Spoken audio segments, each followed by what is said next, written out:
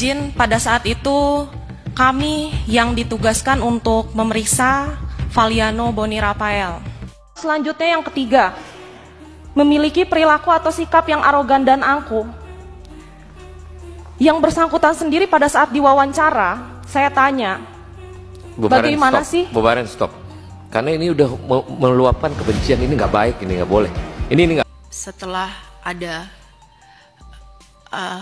pemukulan juga oleh Bribka Glora menonjok perut anak saya, dan itu juga udah sidang kode etik, dan di situ ada Polki Aglison, di mana Polki Aglison itu menampar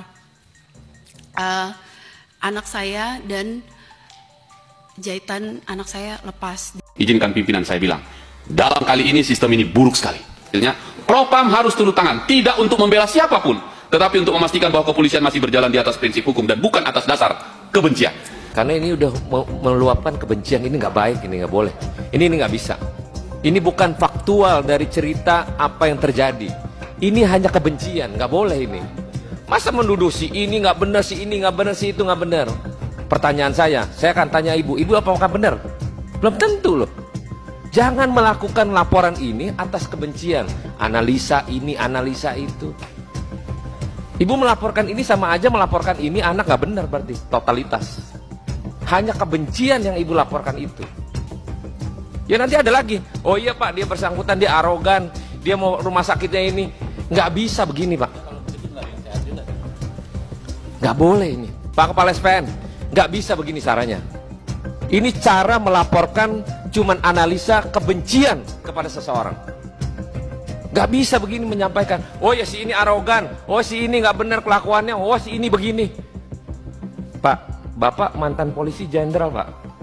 Bapak-bapak ini melihatnya gimana nih Pak? Kok cuma melaporkan karena kebencian semata gitu? Di hari kedua pulang dari operasi invasi, anak kami di klinik diminta untuk memakan bakwan oleh salah satu anggota SPN di bagian gigi impaksi, mengunyah bakwan dingin. Lalu anak kami bilang, ibu ini masih sakit. Lalu ibunya bilang, silakan makan, nggak mati kan kamu kalau makan. Siap, baik, dilaksanakan anak saya. Padahal anak saya belum ada 5 hari setelah operasi gigi impaksi kanan kiri Bapak. Kan saya memberikan sedikit kronologi, boleh Bapak? Iya. Izinkan saya memperkenalkan diri, saya adalah ibu dari Valiano Boni Rafael.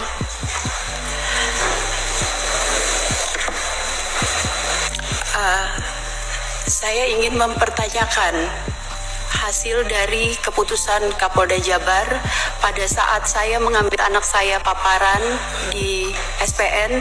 Di situ anak saya dikatakan mengalami gangguan jiwa, NPD, psikopat dan psikopatik atau apa istilahnya, itu spesialis jiwa yang tahu.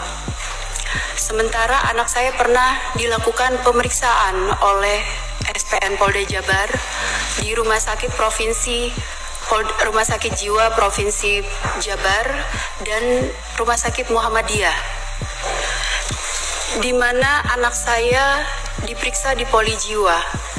Lalu saya menanyakan kepada pihak SPN dan Polda Jabar, saya pernah mengirimkan surat ke Polda Jabar di mana saya menanyakan hasil dari pemeriksaan Rumah Sakit Jiwa Provinsi Jabar, tetapi tidak diberikan, di mana kami mengetahui bahwa hasilnya adalah sehat.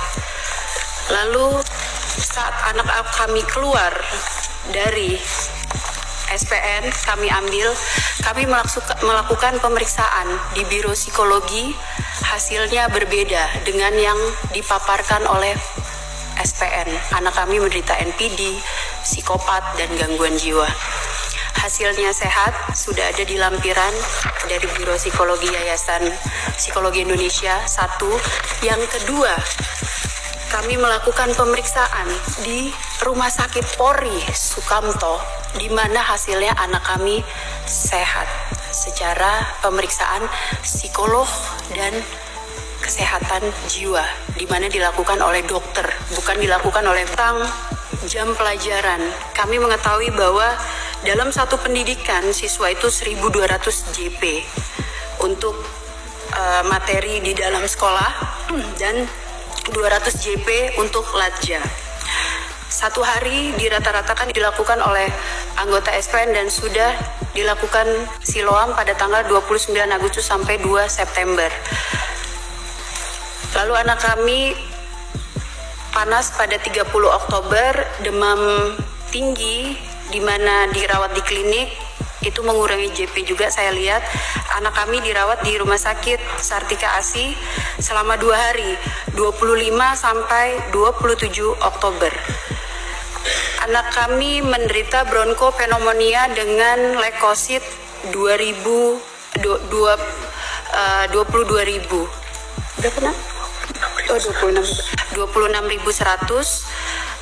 Tetapi anak kami pada hari kedua diminta pulang, pada hari ketiga diminta pulang paksa. Kasus Valiano Boni Rafael, siswa Bintara Sekolah Polisi Negara SPN Polda Jabar, jadi sorotan usai disebut mengalami pemberhentian sepihak.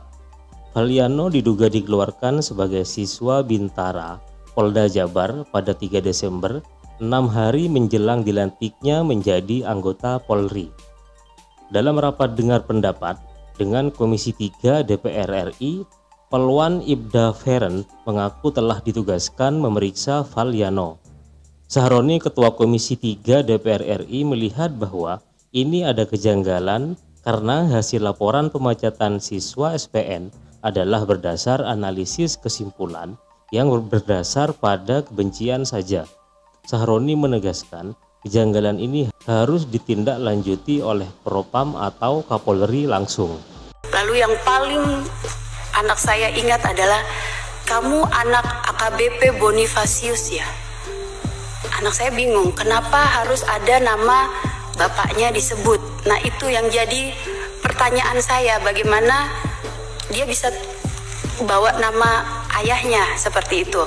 Setelah itu pada saat selesai dicambuk kurang lebih dengan ritme yang berbeda-beda, jadi lidi itu digabung beberapa lalu disabatkan di punggungnya, itu kurang lebih 100 kali. Lalu dia bilang, jangan membuka tutup kepala apabila suara langkah kaki saya masih ada.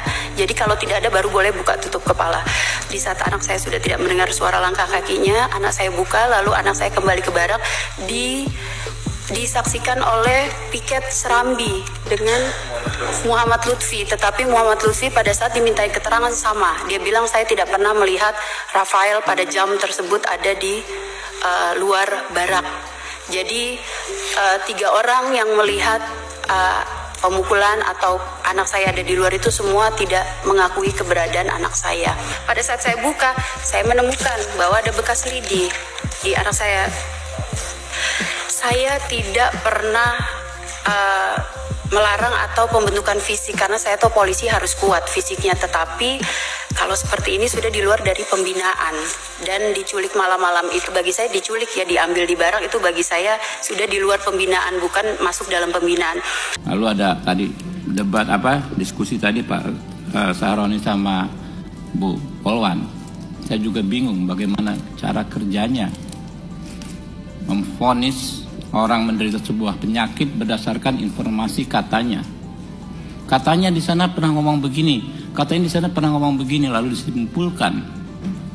Secara ilmiah itu nggak masuk standar menurut saya.